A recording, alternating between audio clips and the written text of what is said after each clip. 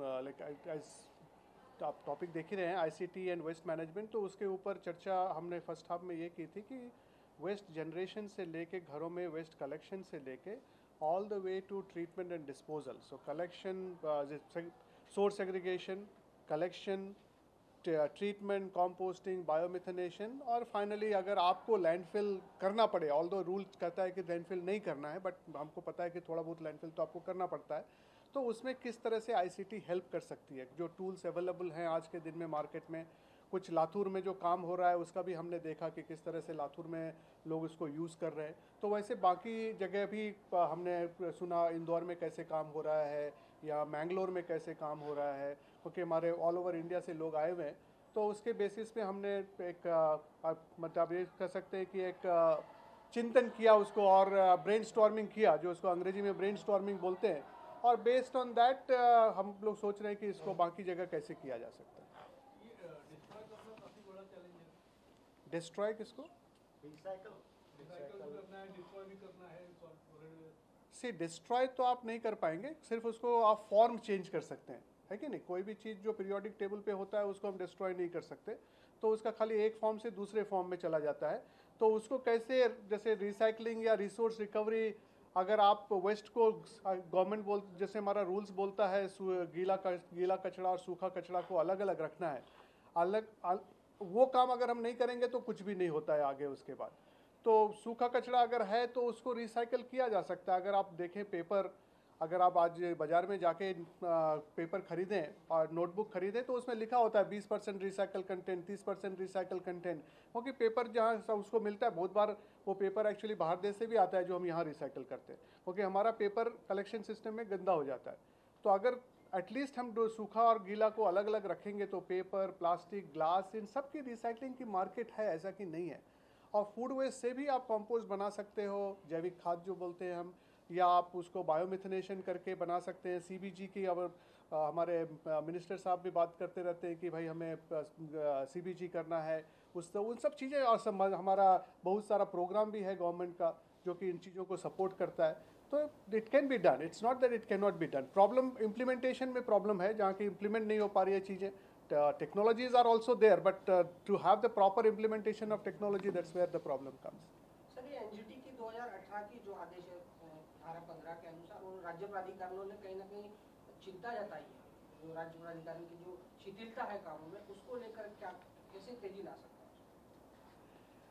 उस पर अब एनजीटी ने वो चिंता, वो तो हम और आप भी देख रहे हैं, एनजीटी ने उसको बोल दिया, बट हम लोग भी देख रहे हैं कि जिस पर स्पीड से काम होना चाहिए उस स्पीड से नहीं हो पाती है। तो हमारा कैपेसिटी बिल्डिंग की ज़रूरत है, both I would say hard capacity as well as soft capacity कि यूएलबीज़ के पास प्रॉपर इक्विपमेंट्स और सारे कुछ एज पर स्वच्छ भारत मिशन धीरे धीरे हो रहा है। मैं हमेशा चीज़ों को हाफ फुल की तरह से देखता हूँ। मैं अगर पर्सनली मैं बोलूँ, ऐसा नहीं है कि कुछ भी नहीं हो रहा है, लोग चीज़ें धीरे धीरे बढ़ रही हैं। यस, एनजीटी को चिंता है कि इसको और स्पीड से होना चाहिए। आई थिंक हम लोगों में से बहुतों को होगा कि भाई चीज़ें और स्पीड से बढ़नी चाहिए, और ज़्यादा से ज़्यादा लोग ट्रेंड मैन पावर चाहिए हमारे वेस्ट मैनेजमेंट सेक्टर में। अभी क्या हो रहा है कि इवन आप देखें तो वेस्ट मैनेजमेंट की उतनी बहुत ज़्यादा ट्रेनिंग नहीं होती, खास करके जो लोग ग्रास रूट लेवल पे काम करते हैं उनको ट्रेनिंग देना, और ट्रेनिंग उनके लैंग्वेज में देना। अब जैसे बहुत बार आप बढ़िया अंग्रेजी में बोल गए लेकिन सामने वाला कुछ समझा ही नहीं, तो वो सारी ट्रेनिंग फिर गड़बड़ हो जाती है। तो लोकल लैंग्वेज, जहाँ की जो लैंग्वेज है उस लैंग्वेज में ट्रेनिंग देना लोगों को, जो सफाई पे काम कर रहे हैं। अब हमारे गवर्नमेंट के इनिशिएटिव से अभी एटलीस्ट ऐसा तो हुआ है कि लोग जान गए कि सफाई करना है, लेकिन जो सफाई सच में कर रहा है उसको भी तो एक डिग्निटी ऑफ लाइफ चाहिए ना, उसको भी उसको उस तरह की चीज़ें मिलना, उनको भी उनका इंपॉर्टेंस मिलना, ये सारी चीज़ों से धीरे धीरे इम्प्रूवमेंट होगा। ऐसा नहीं कि इम्प्रूवमेंट हो रहा है, धीरे धीरे और इम्प्रूवमेंट होगा।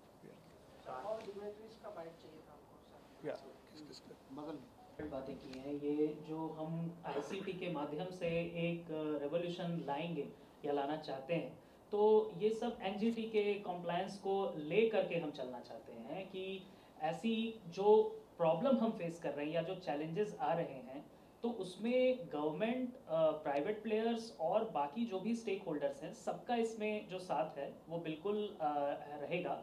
और जो भी information, knowledge sharing, data driven technologies या जो भी चीज़ें इसमें सम्मिलित होंगी, वो मुझे लगता है कि एक गेम चेंजर होगा।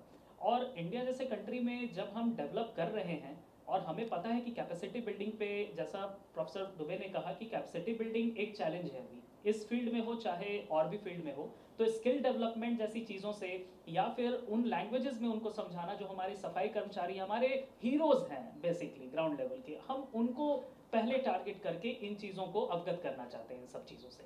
तो आईसीटी हमारे लिए कोई नई चीज़ नहीं है एज द एकेडमिशियंस और let's say the companies who owns it, लेकिन हम इस चीज़ को थोड़ा इंटीग्रेटेड वे में लेके चलना चाहते हैं कि पूरा सक्सेस जो है वो सबके माध्यम से ही जुड़ करके आएगा। आईसीटी की वजह से जो कार्बन क्रेडिट होता है प्रभावी बनाएगा? देखिए, कार्बन क्रेडिट की जब हम बात करते हैं तो हमें ये देखना चाहिए कि कार्बन का जो लॉस हो रहा है वो किस सोर्स से हो रहा है।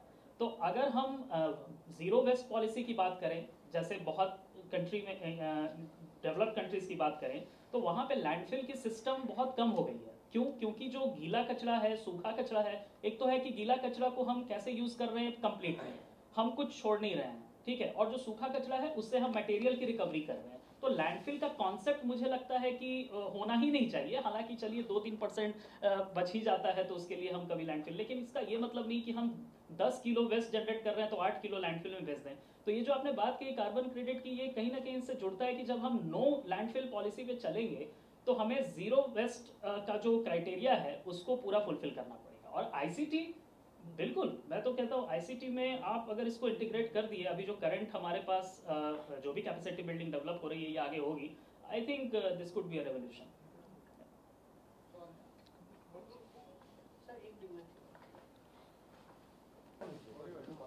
जी,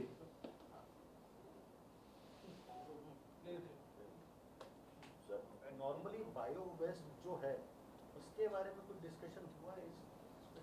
हाँ, बायो वेस्ट के ऊपर डिस्कशन हुआ है। जैसे कि प्रोफेसर दुबे और प्रतीक जी ने बताया कि बायो वेस्ट को आप easily using the different type of the biological techniques, microbes they can play crucial role. आप बायो कंपोस्टिंग भी कर सकते हैं, वो यूनिट्स आप घर में भी लगा सकते हैं, विलेजेज में भी लगा सकते हैं, शहरों में भी कर सकते हैं। फिर आप एनारोबिक डाइजेशन के रूट से भी जा सकते हैं। तो ये सब टेक्नोलॉजीज है तो जिसको हम यूज कर सकते हैं to degrade the this waste. QR code तकनीक जो है, क्यूआर कोड वरदान साबित हुई है, इसे और प्रभावी कैसे बनाया जा सकता है? मुझे लगता है कि QR code technology I think Maharashtra में पहले से ही इम्प्लीमेंट की हुई है सरकार ने, तो ये टेक्नोलॉजी दूसरी स्टेट्स को भी इम्प्लीमेंट करनी चाहिए और इसके थ्रू इंसेंटिव्स भी देने चाहिए।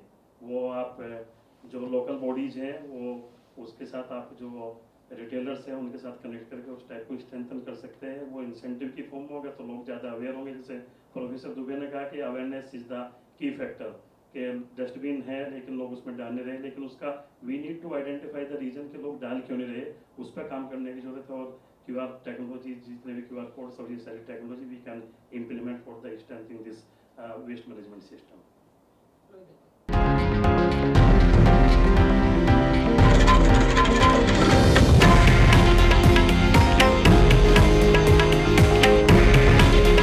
हे आहे देशातील नंबर 1 न्यूज नेटवर्क आणि आपण पाहत आहात TV9 मराठी।